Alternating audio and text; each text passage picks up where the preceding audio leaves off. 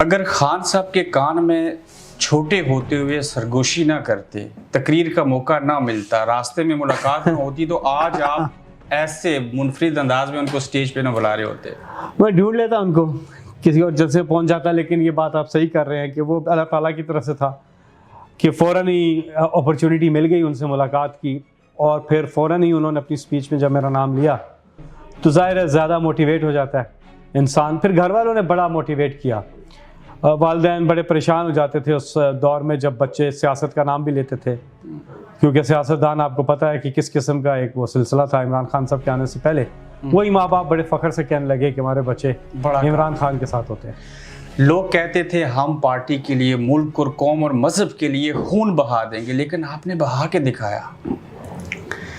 नहीं, कोई नहीं, छोटी सी चोट लगी थी और खून ज़्यादा निकला था, लेकिन मैं तो वहाँ पे था ना, साथ था, तो वो मैंने तो कुछ भी कोई कमाल नहीं किया कि मैं ये कहूँ कि मैंने इस मुल्क के लिए कोई खून बहाया है या कुछ किया, कुछ भी नहीं किया। ये तो इमरान खान हमारे लीडर हैं जो कर रहे हैं सारा कुछ।